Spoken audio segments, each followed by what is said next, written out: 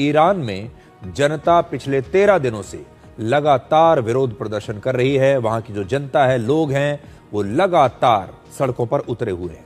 गुरुवार यानी 8 जनवरी को प्रदर्शनकारियों ने सरकारी इमारतों और बसों में आग लगा दी और ईरान के सुप्रीम लीडर 86 वर्ष के अयतुल्ला अली खमेनी के खिलाफ नारेबाजी की। ईरान की राजधानी तेहरान में सड़कों पर लोगों की भीड़ एक ही नारा लगा रही है और यह नारा है डेथ टू द डिक्टेटर, यानी तानाशाह मुर्दाबाद।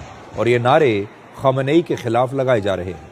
तो जब आप तस्वीरें देखेंगे तो आपको समझ में आएगा कि ईरान में अब खमेनी के खिलाफ एक बहुत जबरदस्त माहौल पैदा हो गया है। इन प्रदर्शनकारियों ने ईरान के आखिरी शाह के निर्वासित बेटे और क्राउन प्रिंस 65 वर्ष के रजा पहलवी की ईरान में वापसी के लिए भी नारे लगाए हैं। पहले ये कहा जा रहा था कि आज यानी शुक्रवार को ईरान में बहुत बड़े विरोध प्रदर्शन हो सकते हैं। इसके बाद ईरान से ऐसी तस्वीरें आईं जिनमें सड़कों पर सैकड़ों हजारों लोगों की भीड़ दिखाई दी और इस भीड़ ने नारे लगाकर लगातार सरकार का विरोध किया है। समय का चक्र देखिए कि वर्ष 1979 में जब ईरान में क्रांति हुई तब क्राउन प्रिंस रजा पहलवी सिर्फ 19 वर्ष के थे और यह क्रांति उनके पिता के खिलाफ हुई थी जब ये 19 साल के थे, रजा पहलवी।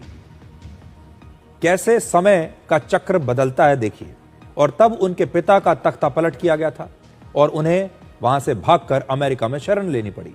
और इस समय ईरान में विरोध प्रदर्शन कर रहे लोग उसी इस्लामिक शासन को खत्म करके अब रजा पहलवी को वापस लाने की मांग कर रहे हैं। ईरान में कुछ लोग ये भी कहते हैं कि वर्ष 1979 के बाद यानी 47 वर्ष के बाद पहली बार इतनी बड़ी संख्या में वहां की जनता सड़कों पर उतरी है।